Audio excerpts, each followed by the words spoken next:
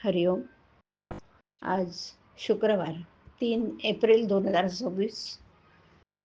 सद्गुरू ब्रह्मचैतन्य गोंदवलेकर महाराज आज आपल्याला प्रवचनातून सांगणार आहेत की संतांना कसं ओळखावं. ऐकूया. धान्यामध्ये काही खडे असतात की धान्यापासून ते वेगळे निवडता येत नाहीत. तांदूळात पांढरे खडे असतात, ते निवडू गेले तरी निवडले जात नाहीत ना.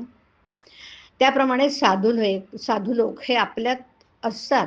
त्यांना पाहू लागलं तर ते आपल्यासारखेच संसारात वावरत असलेले दिसतात, पण खरं पाहता ते आपल्यापेक्षा वेगळे असतात. पुस्तकातून साधूची लक्षणं पुष्कळ दिलेली आहेत, पण त्याप्रमाणे आपण पाहू गेलो तर साधू ओळखता येईलच असं नाही.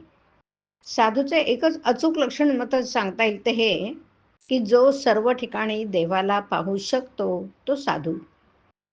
पण एवढ्यावरून आपल्याला तो ओळखता येईल का? नाही. तर जेव्हा आपण साधू व्हावं तेव्हाच आपल्याला साधूला ओळखता येईल. जगात आपण कुणाचीच निंदा करू नये. आपण जेव्हा दुसऱ्याचे दोष पाहतो, म्हणजेच ते जेव्हा त्याच्याजवळ आहेत असं दिसतात, त्यावेळेस तेच दोष आपल्याजवळ सूक्ष्म रूपाने असतात असं समजावं. आणि आपण लगेच देवाला शरण जाऊन हे माझे दुर्गुण काढून टाक म्हणून त्याची करुणा भाकावी. आपण जेव्हा जगात न्याय उरला नाही असं म्हणतो, त्यावेळेला आपल्याजवळ तो दोष आहे असं समजावं. म्हणून आपण कोणाचे दोष पाहू नयेत. आपण आपल्या स्वतःला आधी सुधारावं. चित्तशुद्धी केल्याशिवाय आपल्या मनात सर्व ठिकाणी भगवत भाव उत्पन्न होणार नाही. आणि म्हणून जेव्हा जेव्हा आपल्याला दुसऱ्याचे दोष दिसतात तेव्हा आपले चित्त अशुद्ध आहे असं समजून आपण परमात्म्याची करुणा भाकून त्याला शरण जावं आणि माझं चित्त शुद्ध कर अशी त्याची विनंती करावी. असं केलं म्हणजे आपलं चित्त शुद्ध होत जातं आणि मग भगवंताची प्राप्ती व्हायला वेळ लागत नाही. जे मिश्रण आहे ते पचायला कठीण असतं. उदाहरणार्थ भाजणी. मिश्रण नसलेले एकच एक शुद्ध अन्न पचायला सोपं असतं.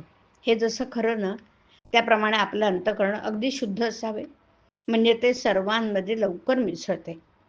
पण आपल्या अंतःकरणामध्ये स्वार्थाचं मिश्रण असल्यामुळे तो सर्वांमध्ये समरस होऊ शकत नाही.